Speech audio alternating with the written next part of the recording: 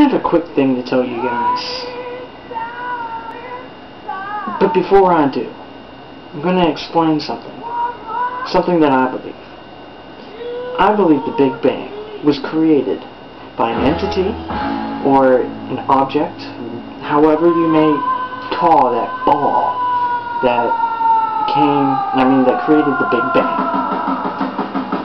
Now, if there's nothing else in the universe other than that ball, wouldn't you think, in some sort of way, and I always use this term loosely, that that ball was God?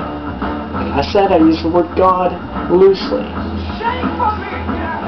as not to upset people, or people think, well, there's no such thing as God. Maybe there is. Maybe there isn't. There is one thing that you can't doubt is there is existence. Always has been, always will be, forever and ever and ever and ever and ever and ever and ever.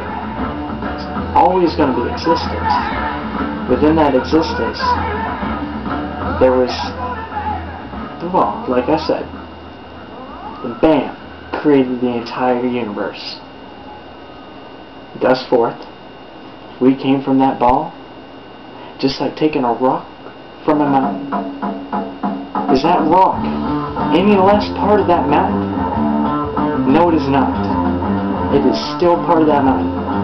If you cut off your hand and pitch it over there, is that hand any less part of you? No, it's not.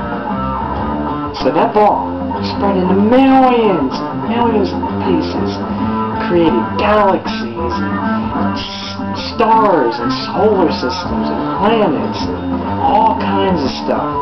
Mind-blowing.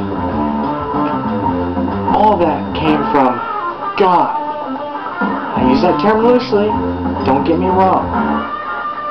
Higher power, whatever you want to call it, that's what it was. No, it wasn't a giant dildo. Anyway, everything you see, everything you touch, everything you smell, everything you even think exists in this universe, galaxies, the camera that's recording me, the computer you're watching me on, the Xbox 360s, that lamp that's right there, those cats that are playing around really annoyingly in my living room. Well, actually, this is my living room, that's my other room. Anyway, it's all God. It's all a part of God. It's all a part of that mountain. So thus forth, this is no less part of what created the Big Bang. So we are all God. Now, I will get to the story that I was going to tell you in the first place. The original Bible taught that Jesus Christ was not the Son of God, the only Son of God, I should say. He taught that we are all sons and daughters of God. Not necessarily meaning we were just created. That doesn't make any sense. It had to evolve. It's a logical fucking thing. I mean, what are you going to say? That all of a sudden we're there? How'd that happen? It's kind of stupid, don't you think? If there's an almighty God, shouldn't He do a little bit more than there it is? When you're designing a game, you don't just get a blank CD, put it in, and bam, your game's done.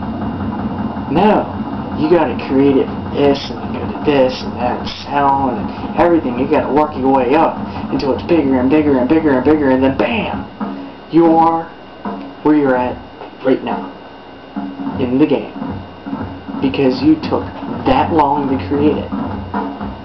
That's the only logical way, is for things to be created from that source. And that source wasn't created by God, but it was God. Like I said, loosely. So, Jesus taught The number one phrase everybody knows of today is the great I am. He originally did not say, I am the great I am. He said, you, me, her, that cat, everything is the great I am. What does I am mean? Self-explanatory. Just add one more word. God. I am God. We are all God. It makes pretty good sense to me. Now I'm not saying that because we are God, we're able to go and you're dead, or shoot lightning bolts out of our fingers. I mean, it could be possible, but we're not in Fable 2. We're in real life existence. There's a law. Just because we're God, or because we came from God, doesn't mean we can do all these miraculous things. Can a little pebble coming from that mountain grow a giant tree on it? No. It can sit there by the tree. It could possibly, given enough force from an outside force, it could move. But that's basically all you are, is a pebble. Now I'm not trying to say that, I didn't really mean it in that way. You're not just a pebble sitting there, doing nothing. You have a purpose. You're more than a pebble. Just using it as a metaphor. Pretty sure you caught on, so I kind of feel dumb explaining that to you. But if you didn't catch on, well, you're pretty dumb for me having to explain it to you.